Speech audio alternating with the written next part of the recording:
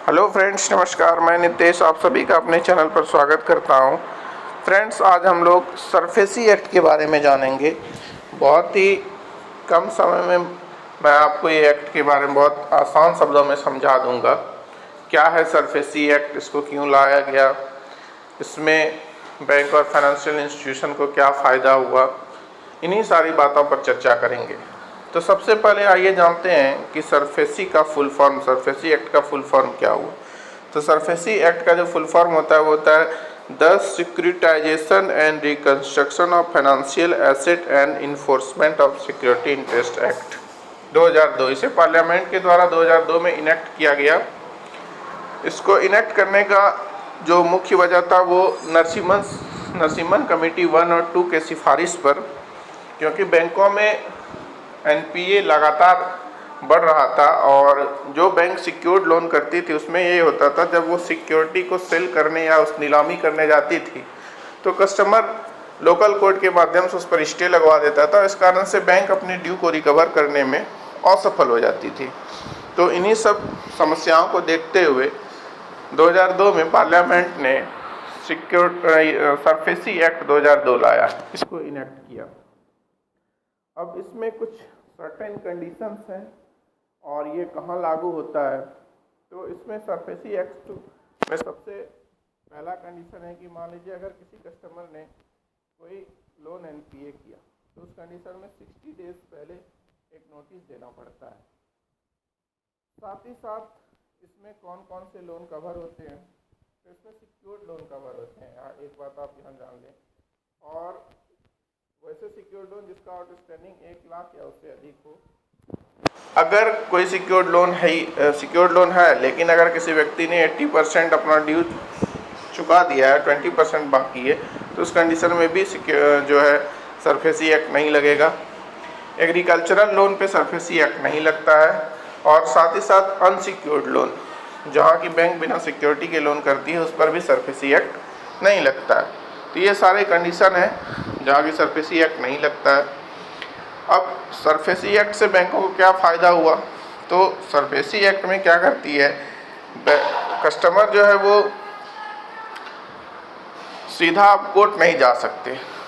अब उसको जो है सरफेसी एक्ट के माध्यम से जब बैंक कार्रवाई करती है तो उस कंडीशन में वो डेब्ट रिकवरी ट्रिब्यूनल के पास जा सकती है, डीआरटी के पास। लेकिन उसमें भी कंडीशन ये है कि आपको 50% अपना टोटल ड्यू का जमा करना होगा, तभी वो उस पर आगे स्टे लगा सकते हैं। सरफेसी एक्ट में जो सेल और नीलामी के लिए बैंक ने उसको नोटिस दिया है सेक्शन 13 के तहत, उस पर रोक तभी वो लगेगा। तो ये सारे फ़ायदे हुए। और एआरसी बनाकर एसेट रिकंस्ट्रक्शन कंपनी के माध्यम से बड़े बड़े लोन को सरफेसी एक्ट लगाकर उसको जो है एआरसी के पास दिया गया और एआरसी के माध्यम से उसमें नीलामी और अन्य तरीक़ों से, जैसे मैनेजमेंट में चेंज करके मान लिया किसी कंपनी को दिया गया है सिक्योर्ड लोन, तो उस कंडीशन में एसेट रिकंस्ट्रक्शन कंपनी क्या करती है कि वहाँ पर उसके मैनेजमेंट में चेंज करके फिर से उस कंपनी को रन करा के उससे ड्यू रिकवर करने का प्रयास करती है। या वो संभव नहीं है तो वहाँ पर जो सिक्योरिटी है उसका कमर्शियलाइजेशन करके उससे पैसे वसूल करने का तरीका अपनाती है। तो ये सारे तरीके के माध्यम से लोन को रिकवर करने का प्रयास किया जाता है। यही सारी बातें थी सरफेसी एक्ट के अंतर्गत जो कि मैं आपको बताना चाहता था। एआरसी एसेट रिकंस्ट्रक्शन कंपनी जो पहला था वो था asset reconstruction company India limited, जो कि 2002 में बना और इसको 4 बैंकों ने मिलकर बनाया था, एसबीआई, आईसीआईसी बैंक, पीएनबी और आईडीबीआई बैंक।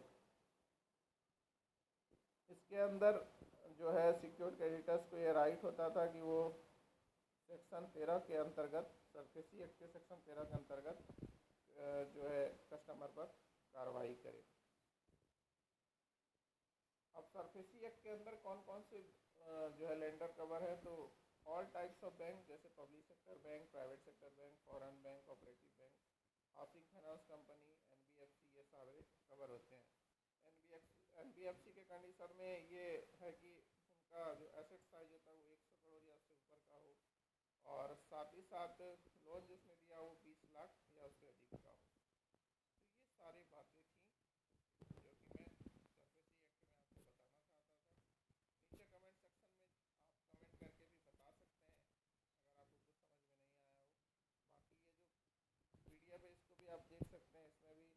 बहुत ही आसान शब्दों में समझाया गया है सरफेसी एक्ट को। ये PDF मैंने जो है वो